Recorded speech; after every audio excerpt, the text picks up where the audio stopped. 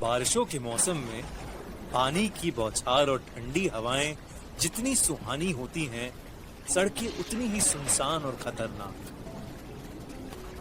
मेरा नाम अजीत है और अगस्त 2016 में मैं अपने ऑफिस के एक दोस्त कार्तिक के साथ दिल्ली से मनाली जा रहा था। हम दोनों को पहाड़ों पर घूमने का बहुत शौक था और बारिश के मौसम में रोड ट्रिप का एक अलग ही एक्सपीरियंस होता है। हमने सोचा क्यों ना इस वीकेंड हम मनाली की एक छोटी सी ट्रिप मारें। हमारा वहां रात के 9 बजे तक पहुंचने का प्लान था, पर तेज बारिश की वजह से हम लोगों ने 2 घंटे का ब्रेक ले लिया। आसपास के लोगों ने हमें ऐसे मौसम में आगे जाने के लिए बहुत मना किया, लेकिन हम लोग भी ठान कर आए थे कि ये मनाली की ट्रिप तो एंजॉय करके ही घर लौटेंगे। तो बारिश हल्की होते ही हम वापस मनाली की ओर निकल गए।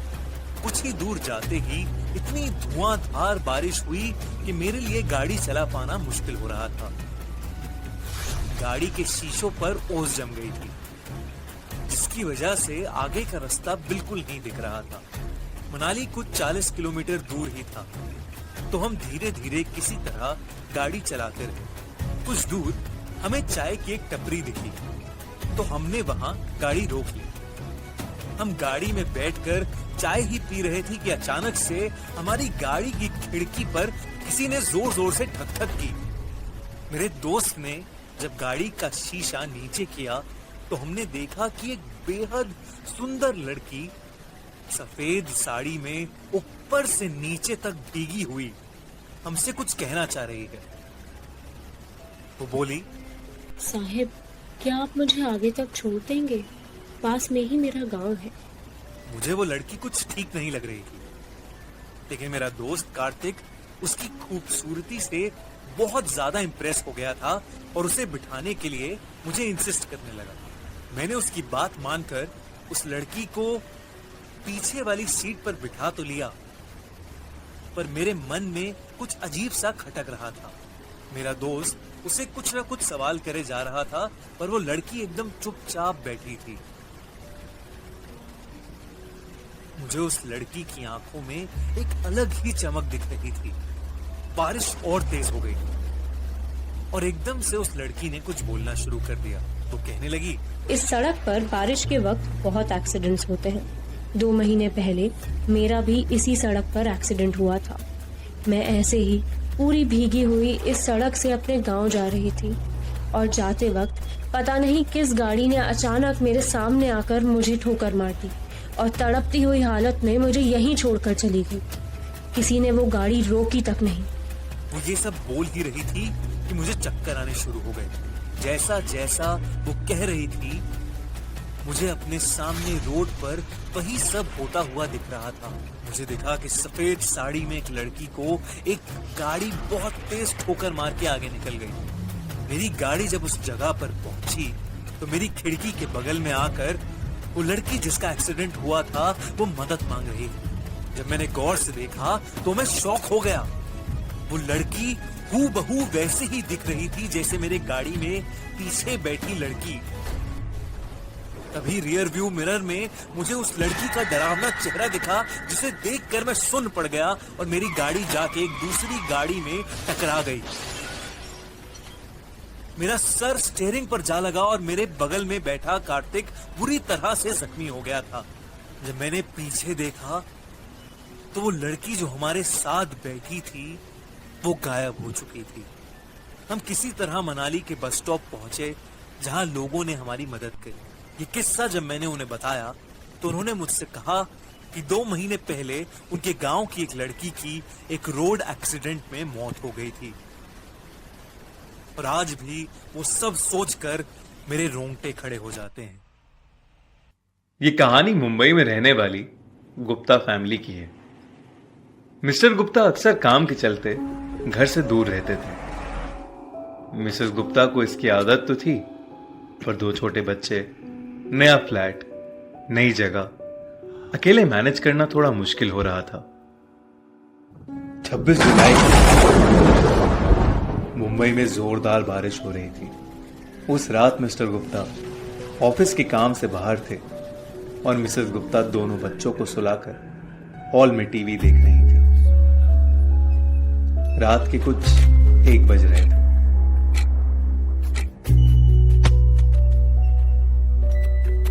उन्हें लगा कि शुभम रात में उठ के कुछ मस्ती कर रहा है, तो वो गुस्से में बोली, शुभम, तू सोया नहीं अभी तक? पर वहां शुभम नहीं, बल्कि एक 18-19 साल का अजीब सा दिखने वाला लड़का। मिसेस गुप्ता थोड़ा डर गई कि ये लड़का छोटे बच्चों की तरह अजीब अजीब हरकतें क्यों कर रहा है। जैसे ही वो उस लड़के की तरफ आगे बढ़ी, वो लड़का सीधा बच्चों के कमरों में चला गया। वो उसके पीछे पीछे अंदर गई और उसे बहुत ढूंढा, पर वो कहीं नहीं मिला। फिर जैसे ही उन्होंने बच्चों के कमरे की अलमारी खोली, वो लड़का वहीं था। मिसेस गुप्ता ने तुरंत अपने हस्बैंड को फोन किया, लेकिन फोन में नेटवर्क ही नहीं था और कोई दरवाजे को जोर जोर से खटखटाने लगा। मिसेस गुप्ता ने हिम्मत करके जैसे ही दरवाजा खोला, वैसे ही एक बूढ़ी सी औरत हाथ में फावड़ा लिए बच्चों के कमरे की तरफ बढ़ी। मिसेस गुप्ता भी उसके पीछे पीछे अंदर भागी। रुक जाओ, कौन हो तुम? क्या चाहिए तुमको? रुक जाओ। उस औरत के अंदर घुसते ही दरवाजा बेहद जोर से बंद हुआ। मिसेस गुप्ता ने जैसे ही दरवाजा खोला, उन्होंने देखा कि बालकनी में वो औरत उसी लड़के के साथ रेलिंग पर खड़ी है। उस औरत ने मिसेस गुप्ता को मुड़ के देखा और लड़के को लेकर नीचे कूद गई। मिसेस गुप्ता को कुछ समझ नहीं आ रहा था। उन्होंने तुरंत अपने दोनों बच्चों को वहां से उठाया, गाड़ी की चाबी ली और अपने एक फैमिली फ्रेंड के घर चली गई। पता करने पे मालूम हुआ कि उस बिल्डिंग की कंस्ट्रक्शन के समय 26 जुलाई 2005 को एक औरत और उसका मानसिक रूप से बीमार एक लड़का 25वें माले से नीचे गिरकर मर गए थे। वो फ्लैट आज तक खाली पड़ा है और कोई इस घटना को सुन के वहां नहीं रहना चाहता। बारिशों के मौसम में पानी की बौछार और ठंडी हवाएं जितनी सुहानी होती हैं, सड़कें उतनी ही सुनसान और खतरनाक। आज की कहानी हमारे एक व्यूअर अजीत के साथ हुई एक सच्ची घटना पर आधारित है। मेरा नाम अजीत है और अगस्त 2016 में मैं अपने ऑफिस के एक दोस्त कार्तिक के साथ दिल्ली से मनाली जा रहा था। हम दोनों को पहाड़ों पर घूमने का बहुत शौक था और बारिश के मौसम में रोड ट्रिप का एक अलग ही एक्सपीरियंस होता है। हमने सोचा क्यों ना इस वीकेंड हम मनाली की एक छोटी सी ट्रिप मार आए। हमारा वहां रात के 9 बजे तक पहुंचने का प्लान था, पर तेज बारिश की वजह से हम लोगों ने 2 घंटे का ब्रेक ले लिया। आसपास के लोगों ने हमें ऐसे मौसम में आगे जाने के लिए बहुत मना किया, लेकिन हम लोग भी ठान कर आए थे कि ये मनाली की ट्रिप तो एंजॉय करके ही घर लौटेंगे। तो बारिश हल्की होते ही हम वापस मनाली की ओर निकल गए। कुछ ही दूर जाते ही इतनी धुआंधार बारिश हुई कि मेरे लिए गाड़ी चला पाना मुश्किल हो रहा था। गाड़ी के शीशों पर ओस जम गई थी, जिसकी वजह से आगे का रास्ता बिल्कुल नहीं दिख रहा था। मनाली कुछ 40 किलोमीटर दूर ही था, तो हम धीरे धीरे किसी तरह गाड़ी चलाते रहे। कुछ दूर हमें चाय की एक टपरी दिखी, तो हमने वहां गाड़ी रोक ली। हम गाड़ी में बैठकर चाय ही पी रहे थे कि अचानक से हमारी गाड़ी की खिड़की पर किसी ने जोर जोर से ठक ठक की। मेरे दोस्त ने जब गाड़ी का शीशा नीचे किया तो हमने देखा कि एक बेहद सुंदर लड़की सफेद साड़ी में ऊपर से नीचे तक भीगी हुई हमसे कुछ कहना चाह रही है। वो बोली, साहिब, क्या आप मुझे आगे तक छोड़ देंगे? पास में ही मेरा गांव है। मुझे वो लड़की कुछ ठीक नहीं लग रही थी, लेकिन मेरा दोस्त कार्तिक उसकी खूबसूरती से बहुत ज्यादा इंप्रेस हो गया था और उसे बिठाने के लिए मुझे इंसिस्ट करने लगा। मैंने उसकी बात मानकर उस लड़की को पीछे वाली सीट पर बिठा तो लिया, पर मेरे मन में कुछ अजीब सा खटक रहा था। मेरा दोस्त उसे कुछ ना कुछ सवाल करे जा रहा था, पर वो लड़की एकदम चुपचाप बैठी थी। मुझे उस लड़की की आंखों में एक अलग ही चमक दिख रही थी। बारिश और तेज हो गई और एकदम से उस लड़की ने कुछ बोलना शुरू कर दिया। तो कहने लगी, इस सड़क पर बारिश के वक्त बहुत एक्सीडेंट्स होते हैं। 2 महीने पहले मेरा भी इसी सड़क पर एक्सीडेंट हुआ था। मैं ऐसे ही पूरी भीगी हुई इस सड़क से अपने गांव जा रही थी और जाते वक्त पता नहीं किस गाड़ी ने अचानक मेरे सामने आकर मुझे ठोकर मार दी और तड़पती हुई हालत में मुझे यहीं छोड़कर चली गई। किसी ने वो गाड़ी रोकी तक नहीं। वो ये सब बोल ही रही थी कि मुझे चक्कर आने शुरू हो गए। जैसा जैसा वो कह रही थी, मुझे अपने सामने रोड पर वही सब होता हुआ दिख रहा था। मुझे दिखा कि सफेद साड़ी में एक लड़की को एक गाड़ी बहुत तेज ठोकर मार के आगे निकल गई। मेरी गाड़ी जब उस जगह पर पहुंची तो मेरी खिड़की के बगल में आकर वो लड़की जिसका एक्सीडेंट हुआ था वो मदद मांग रही थी। जब मैंने गौर से देखा तो मैं शॉक हो गया। वो लड़की हूबहू वैसे ही दिख रही थी जैसे मेरे गाड़ी में पीछे बैठी लड़की। तभी रियर व्यू मिरर में मुझे उस लड़की का डरावना चेहरा दिखा, जिसे देखकर मैं सुन्न पड़ गया और मेरी गाड़ी जाके एक दूसरी गाड़ी में टकरा गई। मेरा सर स्टीयरिंग पर जा लगा और मेरे बगल में बैठा कार्तिक बुरी तरह से जख्मी हो गया था। जब मैंने पीछे देखा तो वो लड़की जो हमारे साथ बैठी थी वो गायब हो चुकी थी। हम किसी तरह मनाली के बस स्टॉप पहुंचे जहां लोगों ने हमारी मदद करी। ये किस्सा जब मैंने उन्हें बताया तो उन्होंने मुझसे कहा कि 2 महीने पहले उनके गांव की एक लड़की की एक रोड एक्सीडेंट में मौत हो गई थी और आज भी वो सब सोचकर मेरे रोंगटे खड़े हो जाते हैं। ये कहानी हमारे एक व्यूअर अमित ने हमें भेजी है। अब मैं आपको उसी के नजरिए से ये कहानी सुनाऊंगा। ये बात 2012 की है, जब मैं बिट्स पिलानी में इंजीनियरिंग कर रहा था। कॉलेज का फर्स्ट ईयर था और मुझे गांधी भवन हॉस्टल में रूम नंबर 138 अलॉट हुआ था।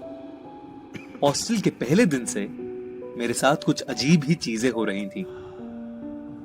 रोज सोने के बाद आधी रात में मुझे किसी लड़के के रोने की आवाजें सुनाई देती थी, जैसे कोई उस लड़के को बहुत बुरी तरह पीट रहा हो। कभी मुझे ऐसा लगता था कि मेरे रूम के अंदर कोई आया है और खिड़की के पास खड़े होकर मुझे बस घूरे जा रहा है। मुझे तब और ज्यादा डर लगने लगा जब मेरे रूममेट ने बताया कि उसे ऐसी कोई आवाजें सुनाई नहीं देती थी। शुरू के पहले महीने में हमें 4 दिन की छुट्टी मिली। कई लोग घर चले गए और हॉस्टल में बहुत ही कम लोग रुके थे। मेरा रूममेट भी घर चला गया था और मैं मेरे रूम में अकेला था। दिन बाहर जोरदार बारिश हो रही। करीब रात के 12 बजे दरवाजे पे बहुत जोर से खटखट हुई।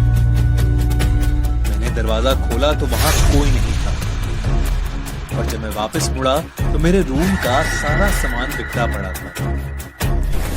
बारिश और तेज हो गई, जिसकी वजह से लाइट भी चली गई। कुछ देर बाद दरवाजे पर और जोरों से खटखट हुई, लेकिन इस बार भी बाहर कोई नहीं था। तब मैंने देखा कि बगल वाला कमरा, जिस पर हमेशा ताला लगा होता था, वो खुला पड़ा। पता नहीं मुझे क्या सोचा, पर मैं इस रूम के अंदर जाने से खुद को रोक ही नहीं पाया। अंदर घुसते ही कमरे का दरवाजा जोर से बंद हो गया। मुझे फिर वही रोने की आवाज सुनाई देने लगी जो मुझे रोज रात में सोने नहीं देती थी। तभी मेरे पीछे की अलमारी बहुत तेजी से हिलने लगी और मुझे ऐसा लगा कि उसके अंदर से कोई बाहर आना चाहता है। इतने में मुझे खिड़की टूटने की आवाज सुनाई दी और जैसे ही मैं पीछे मुड़ा, मुझे कड़कती बिजली की रोशनी में पंखे से लटकी एक लड़के की लाश दिखी। मैं वो देख के बुरी तरह घबरा गया और उस कमरे से निकलकर नीचे गार्ड के पास भागा और उसे सब कुछ बताया। वो गार्ड मुझे वापस उस रूम नंबर 137 ले गया। जो मैंने देखा उससे मेरे होश उड़ गए। उस कमरे पर ताला लगा था। गार्ड ने मुझे बताया कि वो रूम पिछले 15 सालों से बंद पड़ा है। उसने बताया कि यहाँ एक लड़का रहता था, जिससे यहाँ एक प्रोफेसर की बेटी से प्यार हो गया था। प्रोफेसर को उनका रिश्ता बिल्कुल भी मंजूर नहीं था और कल्चरल फेस्ट के एक दिन उस प्रोफेसर ने उस लड़के को पंखे से लटकाकर मार डाला और उस लड़के का नाम भी अमित था। ये सुन के मैं पूरी तरह दंग रह गया। मैंने अगली सुबह ही अपना हॉस्टल चेंज कराया। उस रात के बाद मेरे साथ ऐसा किस्सा फिर कभी नहीं हुआ, लेकिन फिर भी मेरे अंदर उस हॉस्टल के सामने से गुजरने की हिम्मत कभी नहीं हुई। जब एक न्यूली मैरिड कपल स्नेहा और प्रणय अपनी वीकेंड आउटिंग के लिए लोनावला जा रहे थे, रास्ते में बहुत तेज बारिश शुरू हो गई और उनकी कार एक गड्ढे में जा फंसी। दोनों ने कार से निकलकर देखा कि इंजन में कुछ कचरा फंस गया है। उन्होंने बहुत कोशिश की, लेकिन वो कार स्टार्ट ही नहीं कर पा रहे थे। हाईवे के एक किनारे एक पुराना सा कॉटेज था। बहुत रात हो चुकी थी और बारिश थी कि रुकने का नाम ही नहीं ले रही थी। तो उन्होंने सोचा कि वो दोनों आज रात उस कॉटेज में ही रुक जाएंगे और सुबह कार ठीक करवा के आराम से लोनावला चले जाएंगे। बारिश की वजह से उन दोनों के शरीर पर काफी कीचड़ लग गई थी। जैसे ही उन्हें रूम मिला, तब उसने देखा कि ना ही शावर और ना ही बाथरूम का नल काम कर रहे हैं। उन्होंने रिसेप्शन पर कई बार फोन लगाया, लेकिन किसी ने भी फोन नहीं उठाया। प्रणय बहुत गुस्से में नीचे रिसेप्शन तक गया। उसने देखा कि रिसेप्शनिस्ट ईयरफोन लगा के मोबाइल पर कुछ देख रहा था। प्रणय ने उसके हाथ से फोन छीना और उसे बहुत सुनाया। वो उस रिसेप्शनिस्ट पर चिल्ला ही रहा था कि उधर उसकी वाइफ स्नेहा को अचानक शावर से पानी गिरने की आवाज आई। जब वो बाथरूम में गई, तब उसने देखा कि पानी आने लगा था। उसे लगा कि प्रॉब्लम सॉल्व हो गई है और वो दरवाजा बंद करके नहाने चली गई। कुछ देर बाद उसे रूम के मेन डोर खुलने की आवाज आई। उसे लगा कि प्रणय वापस आ गया है। जब उसके बाथरूम के दरवाजे पर ठक ठक हुई, उसे लगा कि प्रणय उसके बाथरूम के दरवाजे को खटखटा रहा है। उसने बोला कि वो अंदर है और जल्दी से नहाकर आ रही है, लेकिन दरवाजे की ठक ठक और तेज हो गई। स्नेहा को लगा कि शायद उसकी आवाज बाहर तक नहीं जा रही, तो उसने शावर बंद करने का ट्राई किया, लेकिन वो शावर बंद ही नहीं हो रहा था। अचानक उसमें से काले रंग का पानी निकलने लगा। स्नेहा ने तुरंत अपना टॉवल पहन लिया। बाथरूम में गर्म पानी की भाप की वजह से सब धुंधला धुंधला हो गया था। स्नेहा ने जब अपना पर्दा हटा के देखा, तो उसे दिखा कि बाथरूम का दरवाजा खुला पड़ा था। उसे कुछ अजीब सा लगा, तो दरवाजा बंद करने के लिए जैसे ही आगे बढ़ी, वैसे ही उसे लगा मानो जैसे पीछे से उसे किसी ने पकड़ लिया हो। बाथरूम की लाइट्स भी अचानक फ्लिकर करने लगी। स्नेहा ने घबराते हुए जब पीछे मुड़ के देखा, तो वो सुन्न पड़ गई। उसने देखा कि शावर से निकलता हुआ काला पानी एक बहुत ही बड़ी काली परछाई में बदल गया था। स्नेहा डर के मारे बहुत जोर से चीखी। उसकी चीख सुनते ही प्रणय भागा भागा वहां आया। उसने देखा कि बाथरूम का दरवाजा खुला पड़ा है और स्नेहा टॉवल लपेटे नीचे फर्श पर बेहोश पड़ी है। प्रणय ने जब पर्दा हटा के देखा, तो वहां कोई नहीं था, लेकिन बाथटब के एक कोने में एक चाकू पड़ा था, जिसे देखकर प्रणय पूरी तरह सहम गया। उसने उस चाकू को उठाया और वो चाकू अपने हाथ में लेके वो जैसे ही फोड़ा, तभी शीशे में उसे अपना एक भयानक चेहरा दिखा, जिसे देख के उसके हाथ से चाकू नीचे गिर गया।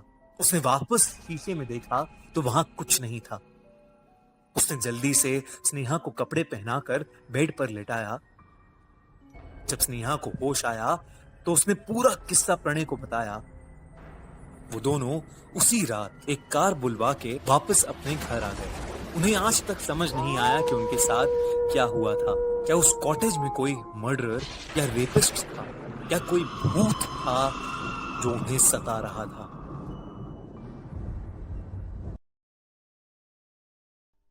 मुकेश मिल्स इंडिया की सबसे हॉन्टेड जगहों में से एक, जो अक्सर भूत या हॉरर फिल्म्स शूट करने के लिए यूज की जाती है। लेकिन हकीकत में इस जगह पर कई ऐसे किस्से घटे हैं कि बॉलीवुड के बड़े बड़े डायरेक्टर्स और एक्टर्स इस जगह पर अपनी मूवीज शूट करने से अब बेहद डरने लगे हैं। कई सालों पहले यहां पर कॉटन और वूल के कपड़े बनते थे, लेकिन 1982 में एक ऐसी आग लगी जिससे सब कुछ जल के राख हो गया। आज तक कोई नहीं जानता कि वो आग कैसे लगी, लेकिन तब से ये जगह वीरान पड़ी है और इसके आसपास कोई भी नहीं जाता। एक बार की बात है, मुकेश मिल्स में एक हिंदी हॉरर फिल्म की शूटिंग चल रही थी। फिल्म की हीरोइन ग्रीन रूम में अकेले अपने डायलॉग्स रिहर्स कर रही थी। तभी उसकी नजर एक बहुत ही सुंदर झुमकों पर पड़ी जो जमीन पर नीचे गिरे हुए थे। उसने वो झुमके उठाए और शीशे के सामने अपने कान में लगाकर वो झुमके देखने लगी कि तभी उसकी असिस्टेंट प्रिया ग्रीन रूम में आ गई। प्रिया ने जैसे ही शीशे में देखा तो वो एकदम से बहुत ज्यादा घबरा गई। उस शीशे में उसे उस हीरोइन की जगह एक जली हुई दुल्हन दिखी जिसने वो झुमके पहन रखे थे। प्रिया डर के मारे चिल्लाई तो उस हीरोइन के हाथ से झुमके नीचे गिर गए। अब प्रिया को उस शीशे में वो औरत नहीं दिख रही थी और सब नॉर्मल था। प्रिया को लगा कि शायद ये उसका वहम होगा। उसने हीरोइन से माफी मांगी और उसे बताया कि शॉट रेडी है और डायरेक्टर उसे शॉट के लिए बुला रहा है। कुछ देर बाद जब वो हीरोइन अपना शॉट दे रही थी तो अचानक से उस फिल्म के सेट पर लाइट्स जलबुझ होने लगी। थोड़ी देर फ्लिकरिंग के बाद एक बड़ा सा धमाका हुआ और वहां की सारी लाइट्स ऑफ हो गईं। प्रोडक्शन असिस्टेंट श्याम अपने एक साथी को लेकर फ्यूज चेक करने के लिए थोड़ा बाहर निकला। बाहर बहुत तेज बारिश शुरू हो गई थी, बिजली कड़क रही थी और बादल जोरों से गरज रहे थे। जब श्याम और वो दोनों मुकेश मिल्स की लॉबी की तरफ गए तो उन्हें अंधेरे में एक आदमी दिखा जो बारिश में खड़ा सिगरेट पी रहा था। अंधेरे की वजह से उसका चेहरा ठीक से नहीं दिख रहा था। श्याम ने बिजली के फ्यूज के बारे में उससे पूछा तो उसने कोई जवाब नहीं दिया। श्याम को वो आदमी बेहद अजीब लग रहा था, लेकिन कुछ ही पल बाद उस आदमी ने अपने हाथ से मिल्स के कोने की तरफ इशारा किया। वो दोनों उस तरफ जाने लगे, लेकिन श्याम बार बार उस आदमी को पीछे मुड़कर देख रहा था। तभी अचानक से बिजली कड़की और उस आदमी की शक्ल श्याम को दिखी, जिसे देखकर वो सुन सा पड़ गया। उस आदमी का चेहरा बेहद डरावना था और वो घूर घूर कर श्याम को देखे जा रहा था। इतने में श्याम के साथी ने फ्यूज ठीक कर दिया और लाइट वापस आ गई, लेकिन लाइट वापस आते ही वो आदमी गायब हो गया। श्याम बिना किसी को कुछ बोले डरा डरा वापस सेट पर चल दिया।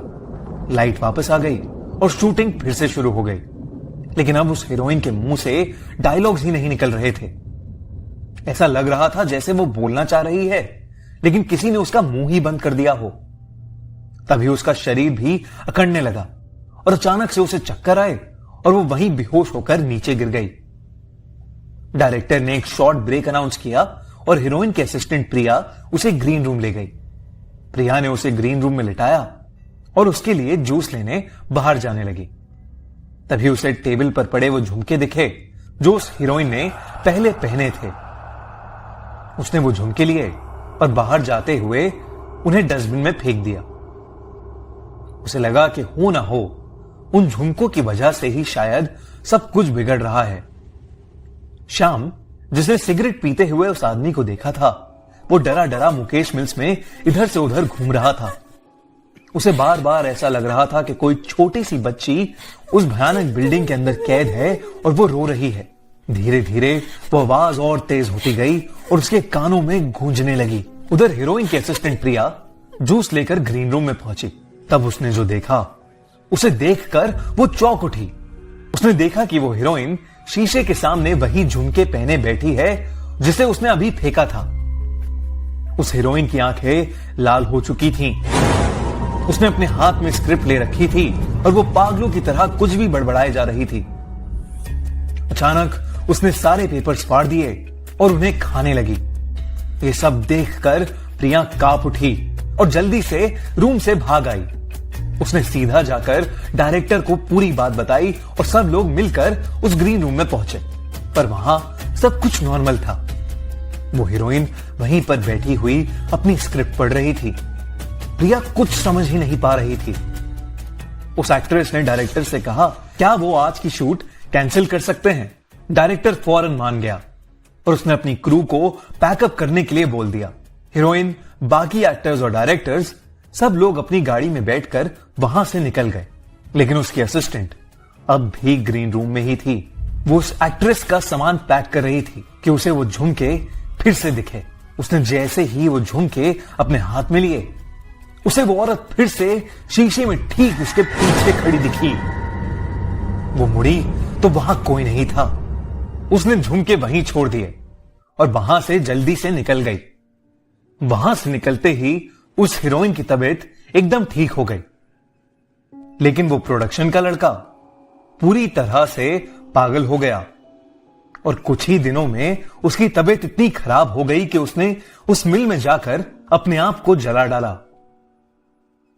वो जली हुई झुमके वाली औरत, या वो रोती हुई बच्ची की गूंज, या वो सिगरेट पीता डरावना आदमी, ये सब कई बार कई लोगों ने महसूस किया है। कहते हैं कि एक बार मुकेश मिल्स में नाइट ड्यूटी करते हुए एक गार्ड ने उस मिल्स के अंदर से म्यूजिक बजने की आवाजें सुनी। ये बहुत अजीब था क्योंकि उस दिन कोई शूटिंग नहीं हो रही थी और ना ही मिल्स के अंदर कोई भी इवेंट था। उस रात उस गार्ड ने अंदर जाकर देखा तो उसे काली परछाई दिखी। वो उसे देखकर इतना डर गया कि उसने वो नौकरी ही छोड़ दी। और तो और वहां एक बार एक 10 साल की लड़की शूटिंग करते समय अचानक से बहुत अजीब तरीके से बिहेव करने लगी। उसने पहले तो एक मर्द की आवाज में सबको वहां से भाग जाने के लिए कहा और फिर अपने हाथों के बल उल्टा होकर चलने लगी और कुछ ही पल में बेहोश हो गई। ये देख सब लोग वहां से जल्दी से निकल गए। जैसे ही उसके पिता उसे उस मिल से कुछ दूर लेकर गए, वो एकदम नॉर्मल हो गई, लेकिन उसे कुछ भी याद नहीं रहा कि उसके साथ क्या हुआ था। मुकेश मिल्स की ऐसी कई कहानियां हैं और वहां ऐसे कई राज छुपे हैं, लेकिन मुकेश मिल्स का सच कोई नहीं जानता।